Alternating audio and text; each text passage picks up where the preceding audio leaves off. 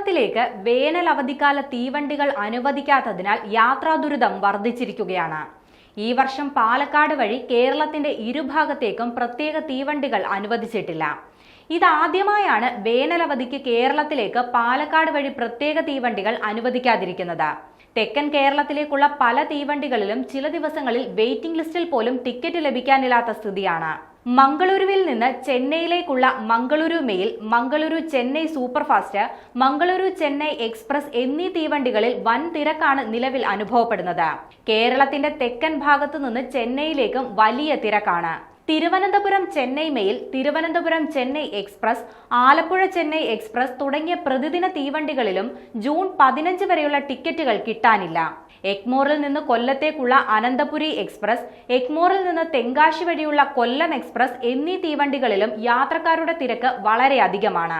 എല്ലാ വർഷവും ചെന്നൈയിൽ നിന്ന് പാലക്കാട് വഴി മംഗളൂരുവിലേക്കും എറണാകുളം, കൊല്ലം, തിരുവനന്തപുരം എന്നിവിടങ്ങളിലേക്കും അവധിക്കാല പ്രത്യേക തീവണ്ടികൾ അനുവദിക്കാറുണ്ട്.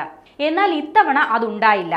എന്തുകൊണ്ട് കേരളത്തിലേക്ക് പ്രത്യേക തീവണ്ടികൾ അനുവദിക്കുന്നില്ലെന്ന ചോദ്യത്തിന് പരിഗണനയിലുണ്ടെന്ന മറുപടിയാണ് അധികൃതരിൽ നിന്നും ലഭിക്കുന്നത്. Chennai railway division operation manager യാത്രാ തിരക്ക് സംബന്ധിച്ച റിപ്പോർട്ട് ദക്ഷിണ റെയിൽവേ കൊമേഴ്ഷ്യൽ മാനേജർക്ക് നൽകിയാൽ മാത്രമേ പ്രത്യേക തീവണ്ടികൾ പരിഗണിക്കുകയുള്ളൂ. മുൻകാലങ്ങളിൽ പ്രത്യേക തീവണ്ടി ഓടിക്കാൻ കോച്ചുകളില്ല, ട്രാക്ക് ഒഴിവില്ല എന്നീ കാരണങ്ങളാണ് മുന്നോട്ട് വെക്കാറുള്ളത്.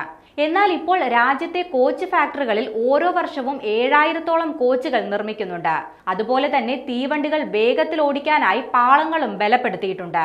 ചെന്നൈയിൽ നിന്ന് മംഗളൂരു ഭാഗത്തേക്കുള്ള തീവണ്ടികൾ ചെന്നൈയിൽ നിന്ന് ജോലാർപേട്ട വരെ 130 കിലോമീറ്റർ വരെയും ജോലാർപേട്ട മുതൽ മംഗളൂരു വരെ 110 കിലോമീറ്റർ വേഗത്തിലും ഓടിക്കാം. അതിനാൽ തന്നെ ട്രാക്ക് ഒഴിവില്ല, കോച്ചില്ല എന്നീ കാരണങ്ങൾ റെയിൽവേ കാരണമായി പറയുന്നില്ല. യാത്രാ ദുരിതം കനത്തതോടെ കേരളത്തിലേക്ക് പ്രത്യേക തീവണ്ടികൾ അനുവദിക്കണമെന്നാവശ്യപ്പെട്ട് മലയാളി സംഘടനകൾ ദക്ഷിണ റെയിൽവേ മാനേജർക്ക് നിവേദനവും നൽകിയിരുന്നു.